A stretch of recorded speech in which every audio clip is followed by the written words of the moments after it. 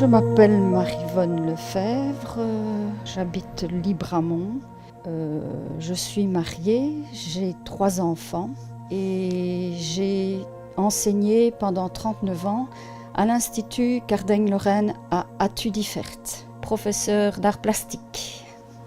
Ah oui, j'ai adoré enseigner, j'adorais le contact avec les enfants, faire passer la notion du dessin tout en restant surtout très créatif, ne pas être dans des choses trop stéréotypées, essayer de se dépasser, essayer de développer sa créativité. Pour moi, ça c'était un élément vraiment essentiel. Et je suis pensionnée maintenant depuis un peu plus de 3 ans. Ah oui, la peinture c'était plus qu'une évidence pour moi, effectivement. Ça a toujours fait partie de ma vie. Plus à certains moments que d'autres, peut-être. C'est vrai que quand j'ai eu les enfants, je me suis avant tout consacrée à mes enfants, à ma profession d'enseignante. Et puis, voilà, maintenant, à l'heure de la pension, je trouve du temps pour retrouver ma passion première, donc qui est la peinture. Peinture à l'huile essentiellement. Parce que c'est ma technique avant tout, hein. La peinture à l'huile, c'est ce que je préfère avant tout. Je touche à l'aquarelle, mais l'aquarelle, je trouve qu'il y en a d'autres et qu'il y en a assez qui font ça sûrement beaucoup mieux que moi. Premièrement, vous pouvez travailler ça au pinceau, vous pouvez travailler ça au couteau, vous pouvez apporter de la matière, vous pouvez ajouter des documents.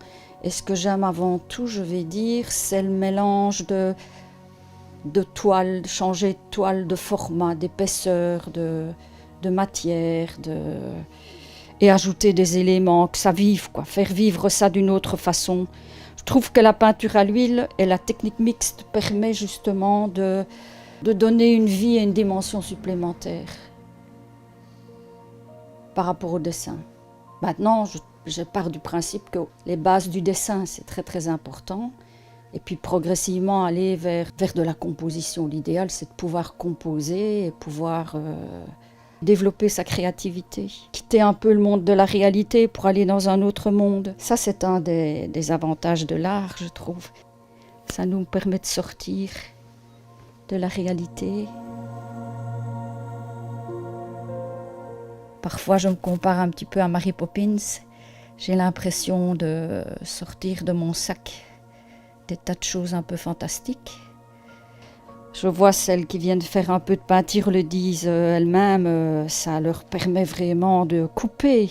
C'est une parenthèse dans la vie de tous les jours qui permet justement d'aller vers des choses qu'on aime et un peu oublier tout le reste, hein. Ça c'est important.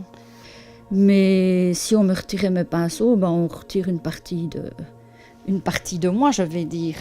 Ah oui, c'est quelque chose d'essentiel. Ça a toujours été négligé, même dans l'enseignement, où on sait à quel point les périodes réservées à l'apprentissage de l'art ont été au fur et à mesure des années chaque fois un peu diminuées parce que ça ne rapporte pas, hein, l'art, le culturel.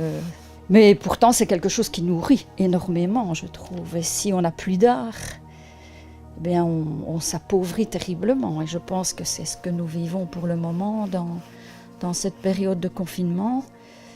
Et même encore ici en déconfinement, on sent bien que l'art est mis à mal. Et pourtant, c'est vraiment la bouée d'oxygène, je vais dire. Quand vous allez voir un musée, une exposition, ça vous nourrit énormément, quoi. Et là, on n'a plus grand-chose pour nous nourrir que des informations sur le problème et ça a tendance à nous asphyxier justement un peu. Et on aspire à retrouver de l'air. Et cette toile, justement, comme je l'ai expliqué, c'est une toile qui parle à la fois du confinement et du déconfinement. Et voilà, c'est toute une série de choses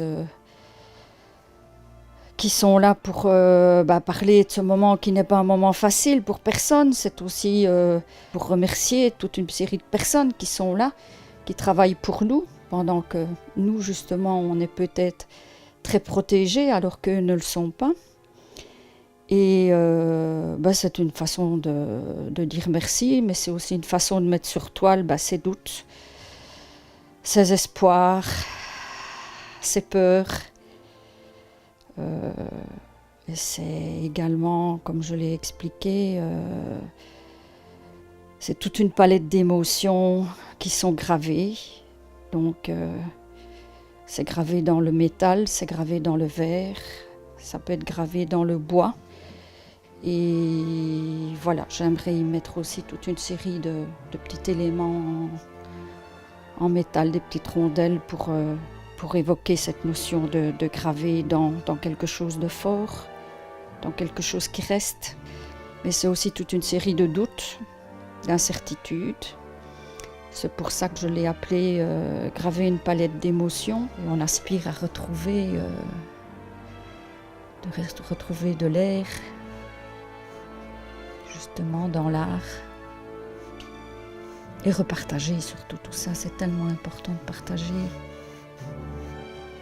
ce qu'on fait. Je le couche sur ma toile.